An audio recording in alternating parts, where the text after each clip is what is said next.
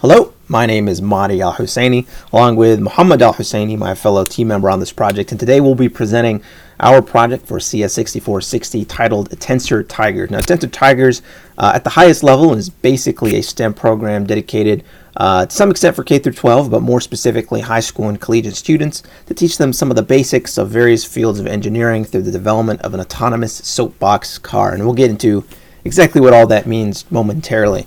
Now, for the purposes of the next 5 to 10 minutes, we do have this slide, which is really just a series of links. Rather than do a full slideshow, we've developed a front end and a technical portfolio, which I think does a much better job explaining what it is that we do in a public format.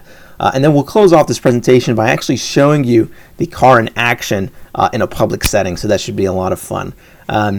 Now, you see listed there at the bottom of the slide, Salah Al-Husseini. So just a little bit of background. So Muhammad is actually my older brother, so this is a kind of a neat project that we've been wanting to do for some time, but 6460 appeared to really be an excellent medium through which to execute it. And Salah Al-Husseini is actually our first student. So this is, of course, a trial run. This is something that we'd love to expand on in the future, but our cousin who goes to Douglas County High School in the metro Atlanta area and who is a hopeful future Yellow Jacket and engineer, this was an opportunity for us as his cousin to explain some of the different aspects of engineering and computer science and to give him a sense of what it is that he might be interested in through the development of this car. So without further ado, let's get into it. So beginning with the front end portfolio.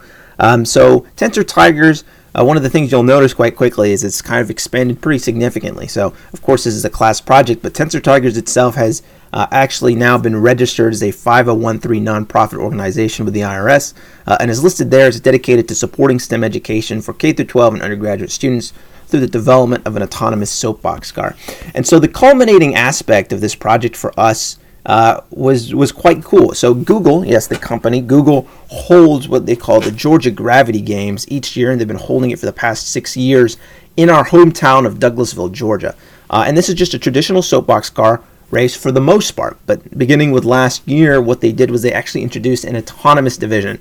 And so again, this is autonomous, so not remote controlled, no child or no person in the soapbox car. The car itself is expected to actuate based on a number of sensors or a unique sensor pack such that it is able to complete the race. And so this is an opportunity that we took, something of interest to us. I know my specialty in the OMSCS program is computational perception and robotics, and having taken computational photography and computer vision, this seemed something quite appropriate.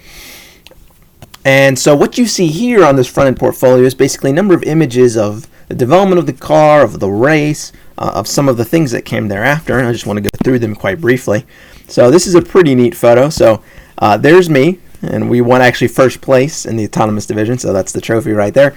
There's our vehicle. You can see the Tensor Tigers sticker or signatures. There's Salah, our first student, Muhammad, my fellow classmate and older brother working on this project. And so here you can actually see the car, and there's us, and we're doing some last-minute refinement of the PID loop the car uses for steering. Here's another photo. You can begin to see some of the electronics on the inside. This was before they announced the winners. This is after they announced the winners. And here's a great picture for you to begin to see the internals. Now, just to be honest, in 5 to 10 minutes, there's absolutely no way we can go through everything involved, technically speaking, in this project. There are, Lord knows, maybe 50 different individual components here. But just to give you a general breakdown that you can follow up by looking at our technical portfolio for more information about, we basically have two systems on this car. We've got a steering system and a braking system. We've got 3 power supplies. The steering system begins with a camera. You don't see it right there, but there's a camera that connects to a Raspberry Pi. The Raspberry Pi has a USB accelerator, a Coral accelerator specifically from Google that runs their TPU unit. And that's used for a retrained detection model that we developed specifically to recognize these orange cones you see in the back. The location of those cones is then fed into a PID loop that exists on the Raspberry Pi that then passes out information to an ESP8266 that serves as the controller for a number of actuators around the car, but one of which, in the case of the steering, is a servo that's here and connected to a steering system that in turn allows it to move the wheels. So that's kind of the general gist to it. And then we also, for braking, we've got a linear actuator here that connects to this spring, which compresses and puts down a brake pad. You've also got an H-bridge configuration here connected to a wireless remote system connected to, for us, a remote key that we can press at any time to basically serve as a kill switch to stop the car in the case of an emergency. There's a lot of other things here. Again, there's quite a bit going on. We could talk about the power supplies. We can talk about this LED status lamp. We've got a number of different we've got an H-bridge configuration here that controls the linear actuator. We could talk about the nature of the mechanics, but all that information is available on the GitHub should you choose to learn more. And so we did some testing in the garage initially, and there's another photo of the development of the car.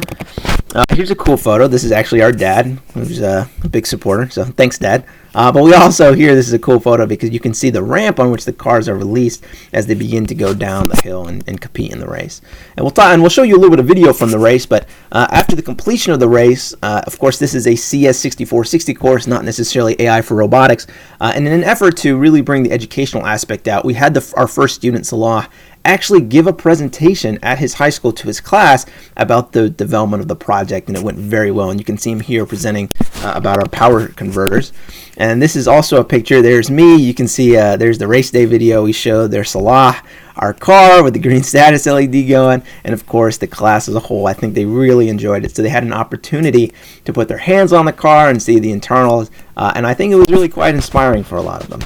Now, in an effort not to limit ourselves just to the K-12 audience, we actually released a paper to the local newspaper, the Douglas County Sentinel, titled "How to Build a Self-Driving Soapbox Car." And here we talked about the basics of robotics with sensors, controllers, actuators, and also how we built our car specifically.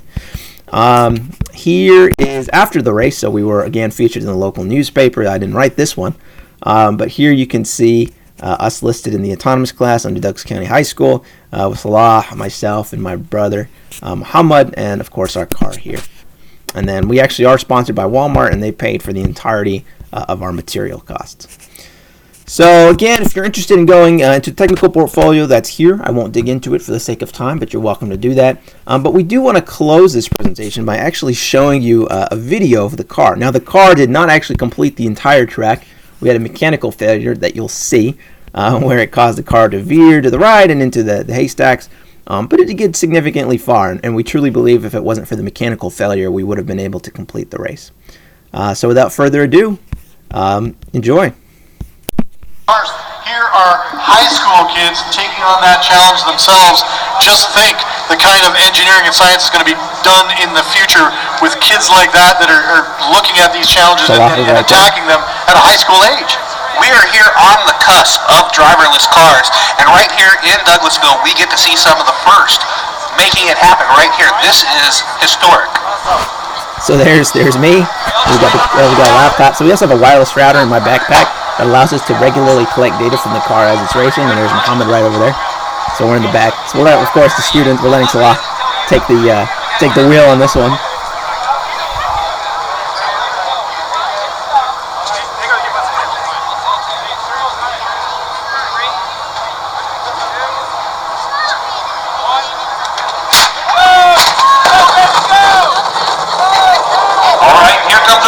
Headed up by the red, yellow, and green stick. And ladies and gentlemen, here we go, making about halfway down the track. So as you hear the announcer saying, we did make about halfway down the track, and hopefully we'll be back next year. You know, we'd love to continue to expand this program. We've been talking with some of the robotics clubs in the local high school about basically using this as a model for a number of different options for students to come and race in the 2020 Georgia Gravity Games. But as a whole, you know, we think we were quite successful in our endeavors to teach students the basics of these concepts, but also to lay a foundation for future work in this area. If you have any questions or concerns, or even if you'd like to help us out in any way possible, please feel free to contact me right here at amadi07@msn.com. Thank you for watching.